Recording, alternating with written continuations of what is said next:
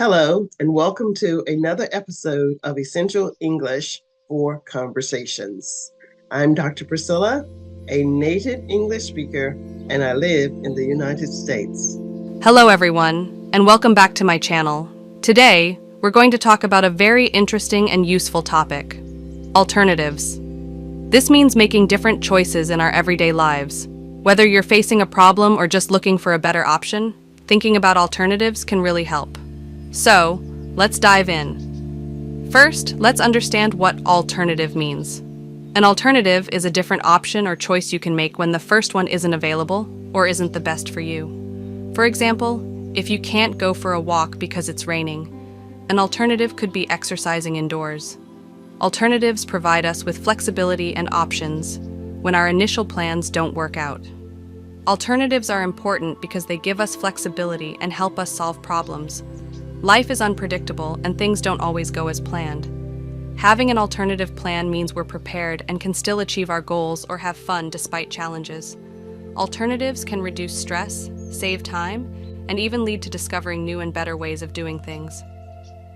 Let's talk about food. If you don't have bread at home, an alternative for a sandwich could be using a lettuce wrap. Or if you're out of milk, you could use almond milk or another type of milk alternative. Exploring food alternatives can also be healthier and more environmentally friendly. Another example is transportation.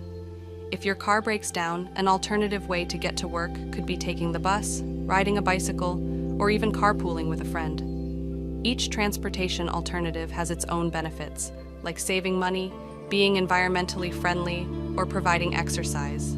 For entertainment, if you can't go out to the movies because the tickets are sold out, an alternative could be having a movie night at home with friends or family. You could also consider other forms of entertainment like playing board games, reading a book, or even starting a new hobby.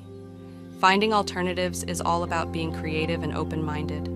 Here are some steps to help you think of good alternatives. 1. Identify the problem or need. Understand what exactly you need or what problem you're facing.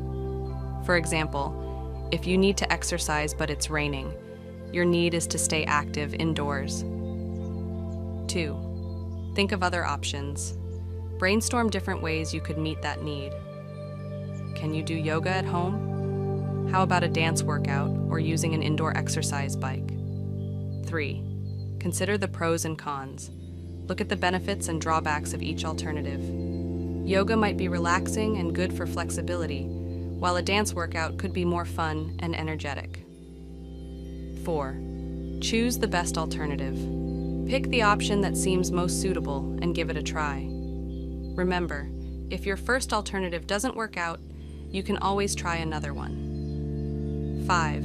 Reflect and adjust. After trying an alternative, think about what worked and what didn't. This reflection can help you make even better choices in the future. I want to share a couple of personal stories about how finding alternatives has helped me. Once, I planned a picnic with my friends, but it started raining. Instead of canceling, we moved the picnic indoors and had a great time. Another time, I was looking forward to attending a concert, but the tickets sold out. I decided to explore local music online and discovered some amazing new artists. These experiences taught me that being open to alternatives can lead to unexpected joys and discoveries. To wrap it up, always remember that having alternatives can make your life easier and more flexible. When one door closes, another one opens. So, next time you're faced with a challenge, think about what alternatives you have. Thanks for watching. If you found this video helpful, please give it a thumbs up, share it with your friends, and don't forget to subscribe to my channel for more tips and advice.